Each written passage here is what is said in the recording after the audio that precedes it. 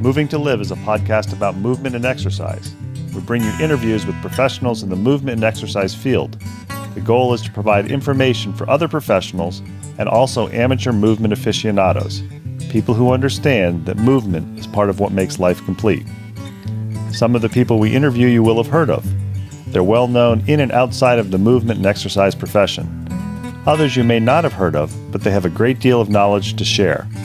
Many people doing the best work spend their time working with people, not working on their social media presence. We're going to give you a chance to learn from some of these talented and knowledgeable individuals, and we're going to learn along with you. Moving to Live podcasts are going to be short. Each interview will be long enough to impart usable information, but short enough to be able to be consumed in a single bout, during your workout, commute, or even during dinner prep. We all like long-form interviews, but time is valuable. Moving to Live wants to give you the option to learn and be entertained without needing to commit 60 minutes at a time for an interview. Give Moving to Live a listen. Check out our sister podcast, FitLab PGH, which highlights people, businesses, events, and activities in the Pittsburgh, Pennsylvania area that make movement a priority. Moving to Live would love to hear from you. Want to connect with us or have an idea for somebody you think we ought to interview? Drop us an email, mov2liv@gmail.com, or connect with us on Instagram and Twitter, both _mov2liv. We're excited to bring you these interviews, and we think you'll enjoy each and every one that we bring you.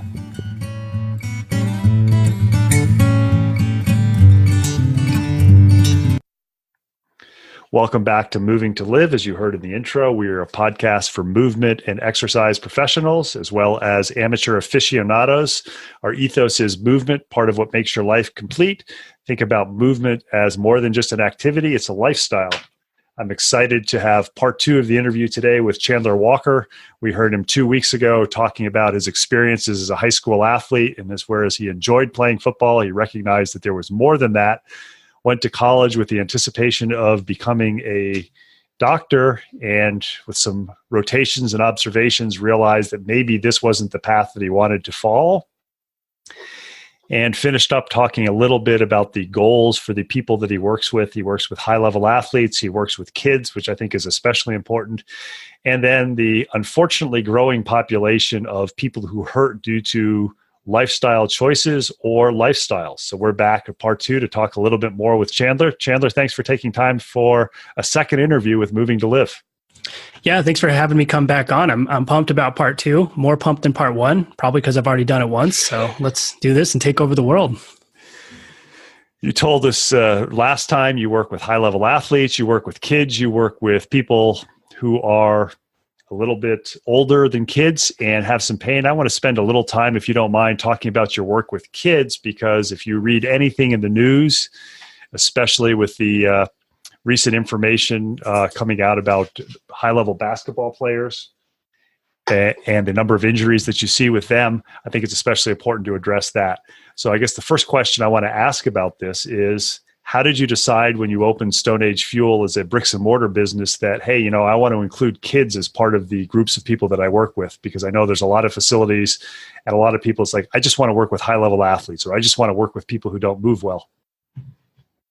Yeah. So when we opened, we had the Fitness for Life facility and the program to get people fit for life. But then at the same time, we had a weightlifting program that was another program on the other side. And in the beginning, we just called it youth weightlifting. And after a while, though, I took my little sister, who was my first guinea pig, played and worked with her, got her in a position to where she was healthy and able to play sport and do well, because my youngest sister is a high-level cheerleader, and she would always walk in and she would have ankle problems, knee problems, hip problems, back problems. She was just broken everywhere. So we brought her in and started working with her, started building her strength up, started building strength in the positions she needed to perform well in those. And I realized that we can have a highly impactful positioned with these kids, and we can put ourselves in a position to where we can make them hurt less and make their sports more enjoyable for them when they get into it. And so then I took her, and she brought in her friends and then another friend. And all of a sudden now we had like 30 cheerleaders we were working on. So I could probably have been like a cheerleading rehab specialist at the same time. But what we did was we added the parameter to the program. So now it's youth weightlifting and sports performance, because we know that we can get these kids in a position to where they move well in often restricted positions in sport. So that way they don't have problems down the road. And what's the requirement for a kid to come? Do they have to play a sport, or do they just want to come to the facility? So we let kids from both walks of life come in. I have some kids who've been lifting with us for just 4 years because they love it. It's an identity they've developed. They really enjoy coming in. They have no intention of competing. They play no sports, but they move well. They're happy and they're healthy. And so I'm happy with that. They stay in the gym. I call them the original gangsters of the gym. They're there. They're taking over. They're like Snoop Dogg, except without all the drugs and junk.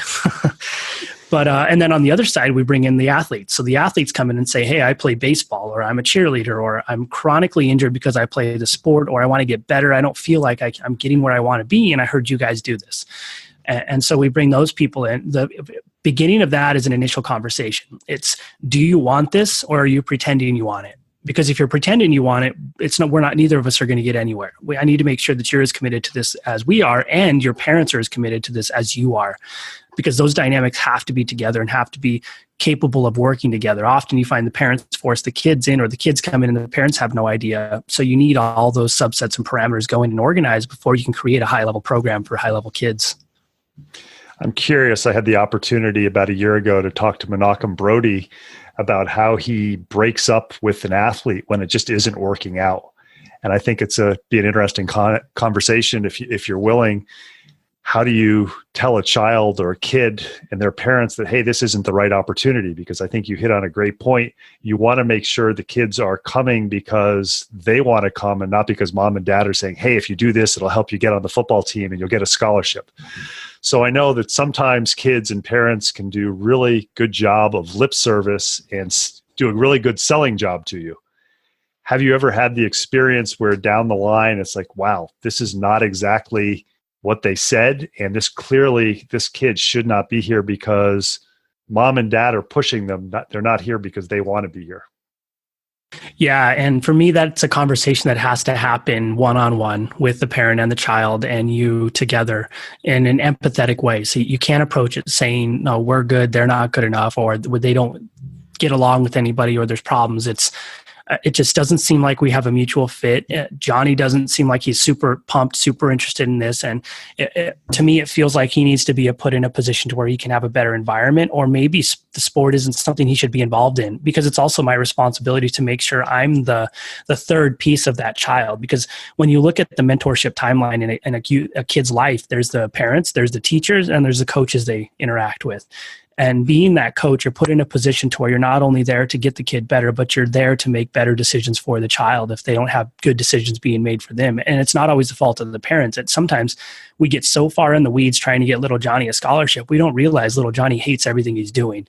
And so then it's our opportunity to sit down together and talk about how we can create a better opportunity, or where a better opportunity would be. Maybe little Johnny should go do some martial arts or something. Maybe she should just take a break for 6 months. And usually when we do that, we come to a mutual agreement and everybody's happy. And people don't often get upset because of the way we approach it from a mentorship idea versus it's just a bad fit idea. I know that's never an easy conversation. Do you find it's easier now after you've been doing it for a few years and you have to do it less because you're better at identifying it in the initial interviews?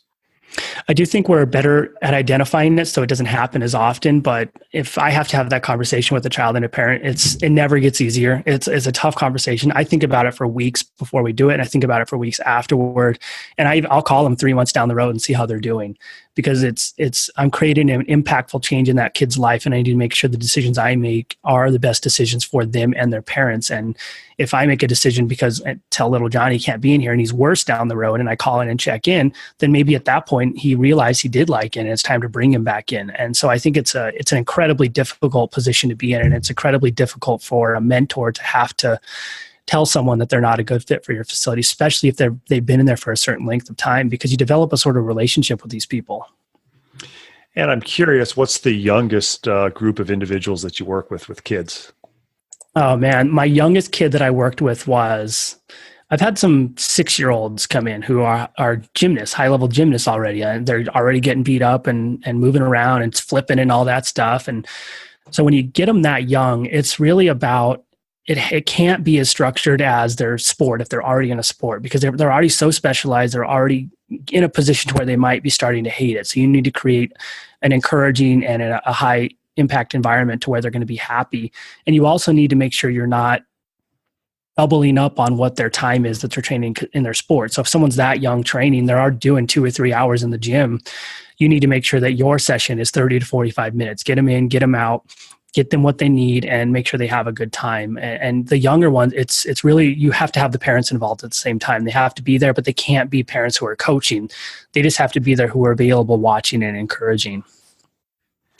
And the other 2 questions with working with kids that I know what's a popular topic of conversation. Some people think it needs to be addressed. Other people kind of want to put their heads in the silo, is specializing and what age it should be. I've had the good fortune to interview a variety of people working with youth athletes, and all of them agree that at some point an athlete to achieve their level has to specialize, but the danger is starting too early, both from a musculoskeletal and a psychological, so they don't burn out. I'm thinking of a lot of post-college swimmers that I know that never set foot in the pool because they hate the pool. They have the black line fever. So my question to you is, from your experience and your education, what's the age where you think specialization could occur? And you mentioned gymnastics, and I know a lot of times with female gymnastics, they hit 16 or 17, and a lot of them have peaked. Yeah, and they burn out. My significant other did gymnastics for 10 years, and she burned out when she was 16 or 17 and hated everything about the sport because she was doing 3 hours of training in the morning, 3 hours of training in the evening, skipping classes in the middle of the day in order to be able to do the sport at the high level. And for me, I think if you specialize too early, and the model of youth specialization from like 6 years old, even 3 years old, comes from the countries like China and the grinder systems that build Olympians, but also grind out 7,000 other kids on the streets who don't make it to that high level. And so when I look at what we're doing in modern society and the structure we need to organize kids in, is they need to have a base level of strength. They need to have a base level of the ability to move well. And they need to have a base level of, you can, at the lack of a better word, general physical preparedness. Even though CrossFit took over that term, I'm not saying CrossFit should be the specialization. They just need to have that general physical preparedness in order to be prepared to do their sport down the road. And I think the real, and the other piece that I think is a big problem with kids is the mental aspect and the anguish it puts on them specializing them early. Kids I've had 9-year-old kids who come in the gym and break down crying because they can't handle their sport. The kid's 9. And so I just don't think they have the level of maturity that's going to allow them to specialize that young. And so I think your specialization, I don't think it can start anywhere younger than anywhere from 12 to 13. I think you're starting to get a little more mature. You can have a good strength base and a good athletic base, and then you can start specializing, and you're going to have a lot better experience. And hopefully at that point, you've tried 17 different sports. So when you do start specializing, you're a lot better off. And then when we look at kids getting into college now, it's the kids who had 3, 4, 5, 6 sports in that GPP background that do excel and do really well and do go to the high level, and then don't hate it at the end and don't have mental anguish and problems and all these issues associated with specializing too early. I think that's some great info that kind of leads to a follow-up question, in that I know, having been experienced with youth soccer, sometimes these soccer coaches want the athletes to specialize at, 7, 8, 9, and they have, 7-year-old select or travel soccer teams, which I think is ridiculous.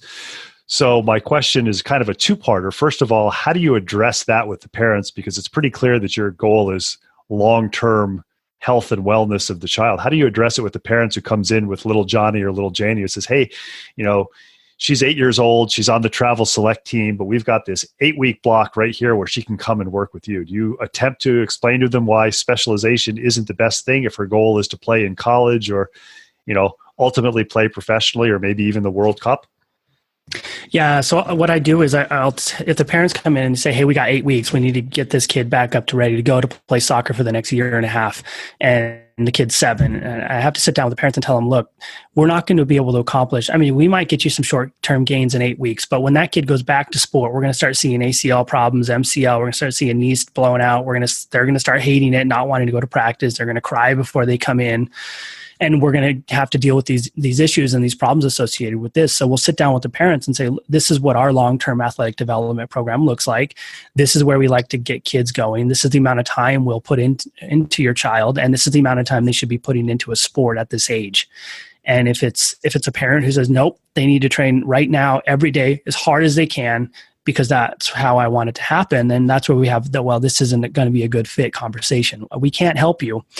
Here's some people who might be able to put you in a better position. But for us and for this to work for our program in terms of long-term athletic development, I don't think this is going to be the best fit for your child. And it's a tough conversation, but you end up with the right people involved in your programs at the right times just from having these conversations. And in the end, the parents call you and they respect you for it anyway, because they go through it the hard way and they have to come back and say, you know what, you were right. I got to get Johnny fixed now. He's broken. He hates his life, and we're having some serious problems. And you were the only one who would tell me that was going to be an issue.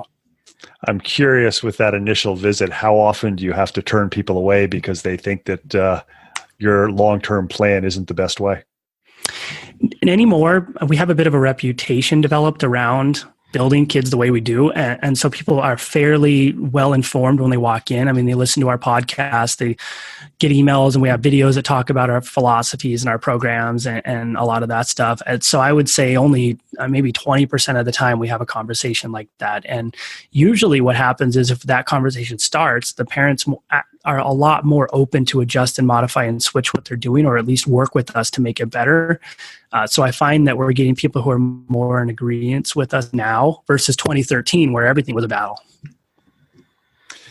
I'm also curious because everything you say makes sense, but I know anybody who works as a strength and conditioning coach or conditioning coach always has to battle with the sport coach who, in their own mind, oftentimes, and I'm stereotyping, but they're the expert about everything.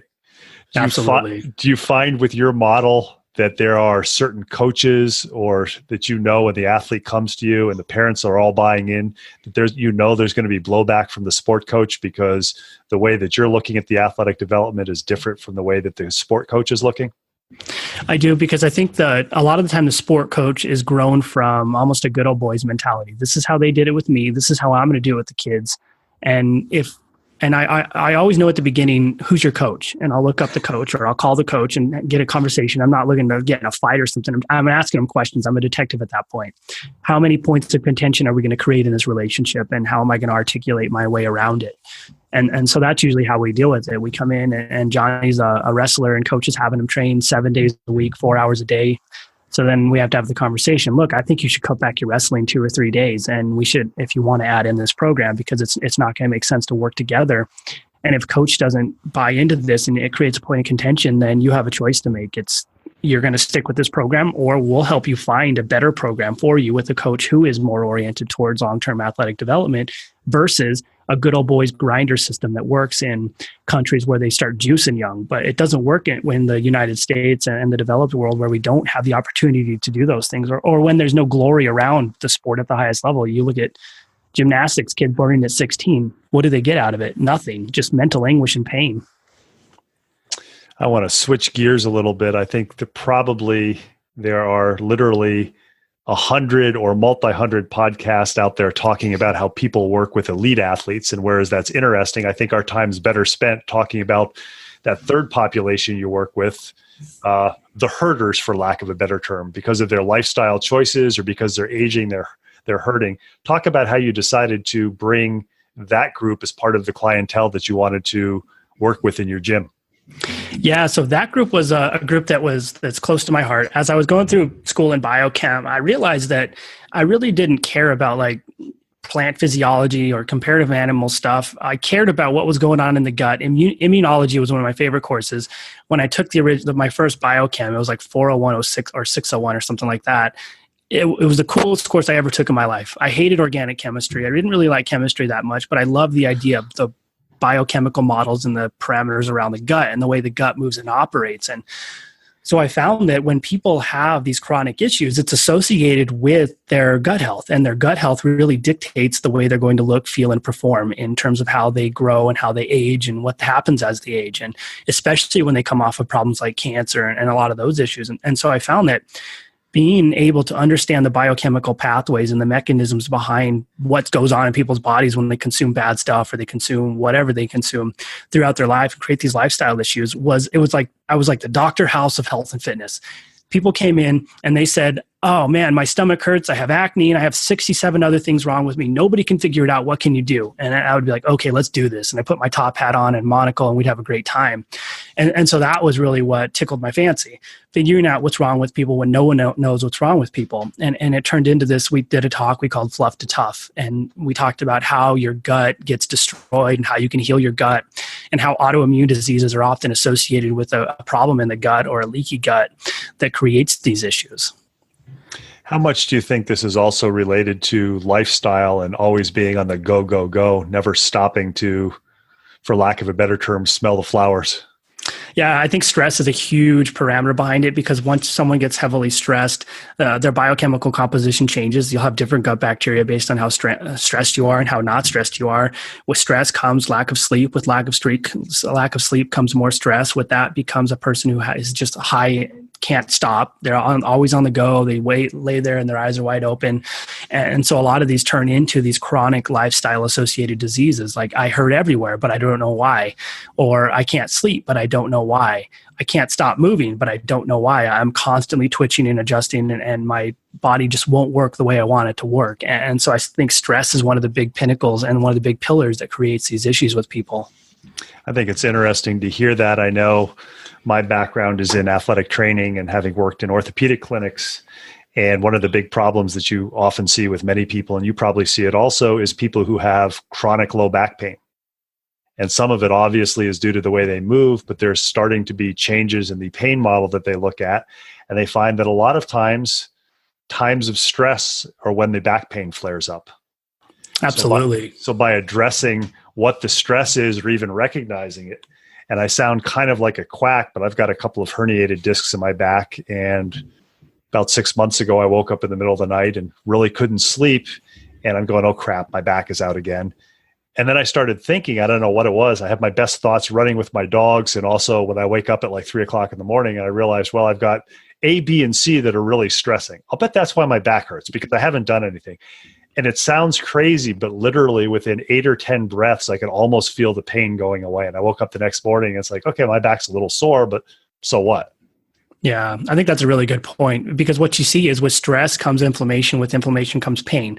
And if we have chronic inflammation, wherever we have problems, it's going to flare up, it's going to create problems. And as you reduce the stress associated in your life, you reduce the amount of inflammation that's associated with what is going on in your body. And then as a result, you reduce pain. And you look at 8 years ago, this would have been quackery. They would have screamed at us. Same thing of talking about like cholesterol nowadays. These are the problems that we're seeing that are, you see that the body has a synergistic composition. Everything leads into everything. And that's why the root cause approach is such a practical approach to this. It's not just my back hurts. It's what is going on in your life? Why do you think your back hurts? What kind of stressors do you have? What does your sleep look like? What are you eating? And are you actually moving and active? I know a couple of body workers, and one of the things they say is occasionally they'll get a client who they ask those questions because it really is the whole body model. And the person will say, I don't want to talk about that. I'm just here for you to work on my body as a massage therapist or as a rolfer. When they come into you, because in essence, and this is not to dumb it down, but somebody looks at something like Stone Age Fuel, they say, okay, it's a fitness facility, and that's not a bad thing. You do things a little bit differently than other places, which is kind of one of the reasons Moving2Live wanted to interview you. But they come into you and they say, man, it's January 1st, because in about 2 months, you'll probably have a big influx of people who are interested in you because it's the new year. And you sit down with them in that intro interview and you start asking these questions. Do you ever have blowback where they say, I don't want to talk about that. Just give me a workout program. Tell me what I'm supposed to do. Yeah, we tend to organize our entry programs, and I would say this puts us in a different parameter than everyone else, and especially like the bikini body boot camps and stuff. when we bring people in, they're in a sort of therapy room. So there's a couch and there's a flower on the table, and we sit to the opposite side of them, not right across from them, but on the other side of them. And we tell them, hey, we're going to come in. You're going to do a one-on-one session with us. We're not going to charge you for this session. I'm going to ask you a bunch of different questions about where you're at, what you're doing, and how you're performing and feeling. And then we're going to make a mutual decision as to whether or not working with us is going to be a good fit for you. And usually this conversation happens on the phone. And if we get, yes, cool, that sounds great, I really want something like that. Or no, I just want to work out and I just want to flop around for a minute. If we get the flop around answer, then it's, well, you know what, we're probably not the best fit. Let me give you a couple places where you can just jump in and get worked on. But when you come in here with us, it's really a whole health approach. We're going to make sure that we manage your health and wellness long term. And we're really going to create a position to where we're the middle ground between your physician and you. I think Eric Malzone had a good comment when I was talking to him. He said so many facilities are worrying about, if they're a performance aspect facility, how many people qualify for something, or if they're, if it was weightlifting, how much are their lifters lifting, whereas they should be concentrating on client retention. Are the clients satisfied with what they're getting? And are you happy with what you're getting? And it sounds like you, either by choice or accidentally, have fallen into that model of, are the clients happy with what they're getting? Are we retaining them? And am I happy with what I'm doing? Yeah, absolutely. Our whole model is based on bringing the right people in and retaining those people for as long as possible, because we've helped them in so many different ways. And it's really the upfront is you're going to come in for the one-on-one. We're going to talk. We're going to do 3 sessions to assess what's going on in your life and whether or not we can help you, and how many sessions you're going to need to fix yourself at the end of the 3 sessions. Then we go into a fundamentals program that's anywhere from 7 to 18 personal training sessions, to where we work with you on fixing your movement problems, getting a base level of health and wellness, and making sure your nutrition, your eating is dialed and on point. And at the same time, we're building a relationship with you and a dynamic to where you trust us and you put us on the same level as a healthcare provider. Then when we finish with that, we feel like you're structured well, you're in a good position and a good place, we'll transition you and let you go into some group classes, because we find that if we keep them in PT forever, it gets boring and people don't want to do that. So we move them into small group training, and they're allowed to do the same thing. They're allowed to move well. They're allowed to move in a place to where nobody gets hurt and everybody understands good movement patterns. And it puts them in a great place. And at the same time, in the group sessions, they meet with their coach once every 6 weeks or so to make sure everything's going well, to check in, to check on diet, and to make sure they're moving in the right direction. This is a atypical model compared to what a big box gym would do. And it sounds like, unless you're continually training people as employees, you're kind of self-limiting, not in a bad way, but the size of what your facility is going to be. Because if you're going to meet with your clients or customers every 6 weeks, that takes time. So is this a conscious choice to make it smaller than typical places, or is the plan eventually to figure out a way to train more people and make the facility larger? Yeah, the model is designed to keep them. We want the model to be a high-end training environment and a high-end solution that's equivalent to the healthcare model, and probably arguably makes more of an effect than the healthcare model currently. And so the idea is keep it small, charge a premium for everything that we do at a level to where it weeds out the people who don't want to be part of that, and at a level to allows this facility to be profitable, the coaches to be paid well, and us to grow in the right ways. So we can grow with a small group of people and grow in a small boutique style training facility versus trying to do the big box thing where we just stack as many human bodies in the facility as possible. And we get to the point to where if people don't show up if we don't hear from someone for 2 weeks, the coach will call them, send them a text message. Hey, what's going on? You haven't been in here. We're not in this facility to pay and not show up. You're in this facility to get results, to train, and to get better and to improve your life. Is that so what we're looking at? I'm curious, with that model, have you found that you've started to get referrals from the medical community, from the doctors that are more forward thinking and recognizing the importance of movement? Yeah, we have physiotherapists that work out with us that refer over. We have physicians who understand what we do in terms of gut health. When our clients do really well and they go to their doctor and their cholesterol drops 30 or 40 points, they tell their doctor, and then we manage to figure out who their doctor is. They'll tell us, and we'll call them and create a relationship with them. When people are coming off of physical therapy, we'll go in and sit on their sessions with them and allow them to transfer over to us really well. So it gives them something after the fact. And so it's created a pretty neat community to where now we have the ability to speak, talk and work with the medical community in a way to where they respect us and trust what we're doing. I've always said if you're going to do something, do it different or better than other people are doing it. And it sounds like you're doing this. And I know you're speaking after my heart as far as making personal training and fitness at the same level of the medical community. I think that's the wave of the future. And it's going to require people to recognize that you can't cookie cutter and give the same program for everybody. Absolutely. And people are different. They move different. If you try to put people into silos and give a training plan for everybody, you're ultimately going to help nobody. So you really need to understand that you're working with humans who are all different. Nobody's alike. Everybody's going to have different quirks. And it's your responsibility to develop and understand and design a program that's going to be applicable to that individual person, not everybody. I think you'd agree with your biochemistry and biology background. There are some basic principles of physiology, but everybody is an N of one. So everybody's slightly different. Absolutely. And then when you look deeper in the gut, my gut bacterial composition is going to be much different than someone sitting next to me. And someone who maybe is obese is going to have a significantly different composition than someone who's skinny or someone with an autoimmune problem.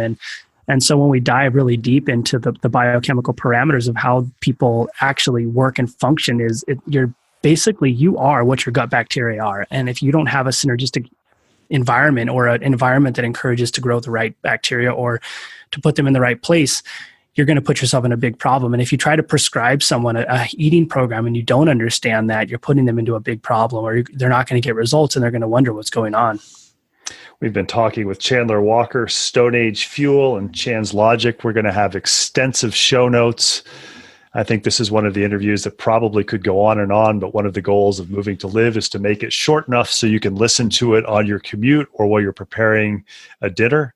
Chandler, I want to thank you for taking time both 2 weeks ago and this week for talking to Moving to Live about what you do and the way that you're emphasizing intelligent movement to be a lifestyle and not just an activity.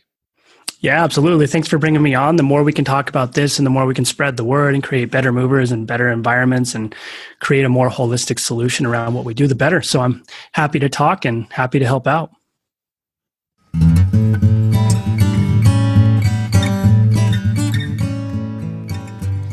Thanks for listening to the latest episode of Moving to Live. Make sure you check out the show notes for contact information for our latest guest, as well as links about all the things we talked about. Intro and exit music is Traveling Light by Jason Shaw. You can subscribe to Moving to Live on Stitcher, Apple Podcasts, and Google Play and be notified about new episode releases. Have any questions, comments, or suggestions? Drop us an email, mov2liv@gmail.com. Connect with us on Twitter or Instagram, both _mov2liv. Please tell your friends about Moving to Live.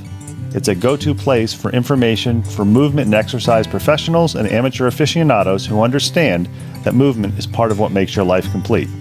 Until next week, keep on moving.